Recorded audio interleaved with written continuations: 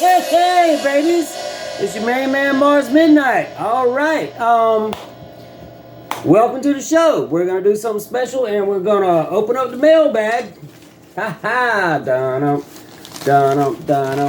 and see what we get. And it's a letter.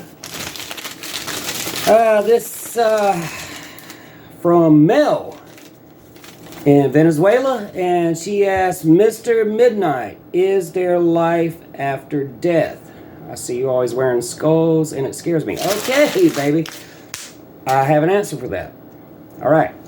And it has to do with my tattoo. All right. Only one of two, and yes, there's a story behind each one. And the first one pertains to your question. Anyway, here we go. I lost my virginity to the magistrate's daughter, right?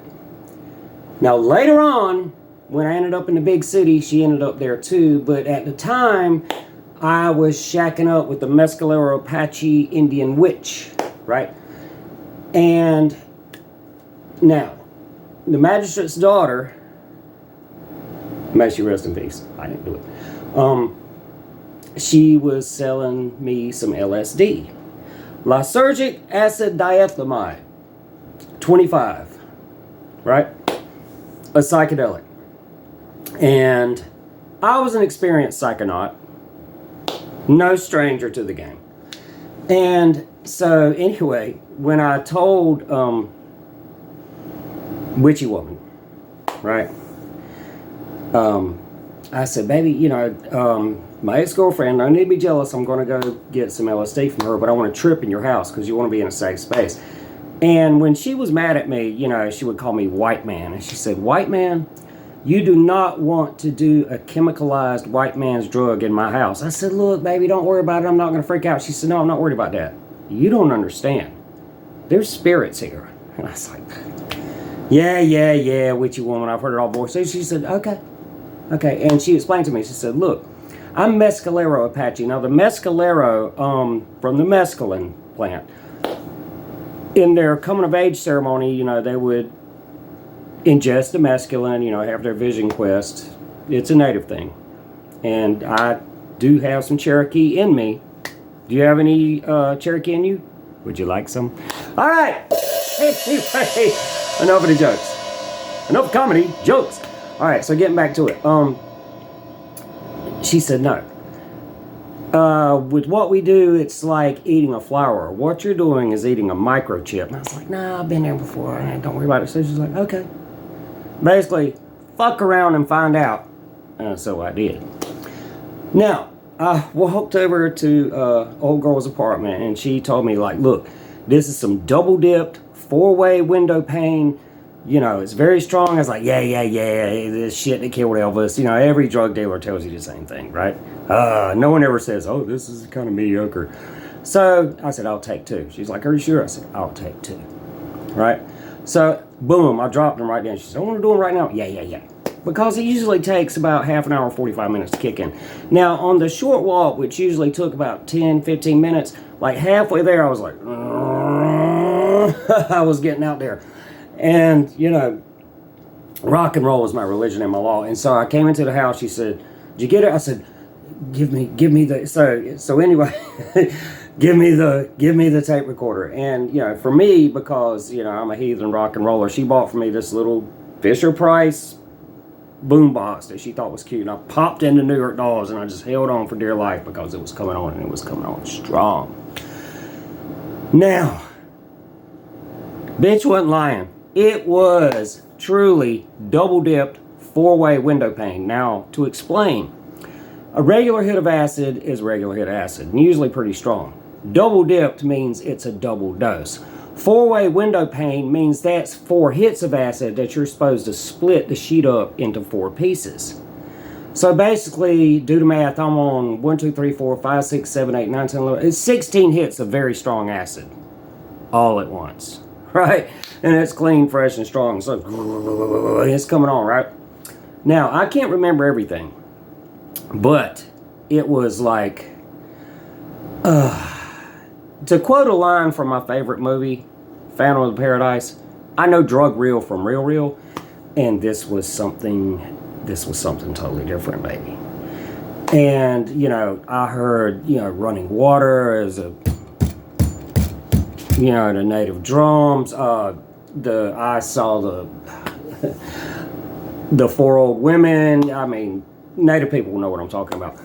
Now, getting back to it. Here's a weird thing about acid, right? You can be out in freezing conditions and you can run around with a sweatshirt on. You do not get cold. And also, you can drink as much as you want and it's enjoyable, but you don't get drunk. You'll still get the hangover, but you won't get drunk, right? So, at one point in the trip, I remember, like, I'm here, but my mind is somewhere else. You know, it's like being in two places at once, you know, but not being schizophrenic.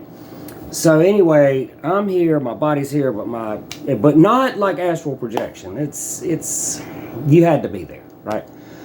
So I remember I was, you know, and I don't ride a horse, but I'm on a horse, you know, and I'm hanging out with this, you know, guy in a cowboy hat, some white guy I've never seen before, and he's with a black guy I've never seen before. And I remember him saying, take care of her. And I was like, oh yeah, man, you know, we had this long conversation. A lot was happening fast, right? And then I know what it feels like to be a hawk. I know what it feels like to be a snake. You know, I can tell you that, and it feels good, right? Don't pity the animals. They pity you. And when people say, oh, that guy's an animal, look, hold your tongue. Don't you dare sully the good name of animal kind, because they don't do to each other what you guys do to each other, all right? Anyway, now, I was slipping and tripping and, you know, damn near by skinny dipping. And so she always kept vodka for me, some Gordon's vodka, and she liked to, you know, take a drink after work herself. We worked in the same place at a bar called Goat Feathers, right? I was a lowly dishwasher before I hit culinary college. And, hey, there's my degree, as you can see. Hey, I'm no slouch. And, I remember, like, later on in the trip, you know, down in the bottle, and I'm drinking alone, but I'm not alone, because I could see these people. They weren't registering visually, but they were registering mentally, right? You know, one of them, you know, an old, you remember Grandmama from the Addams Family, you know, the long white hair, you know, kind of like that.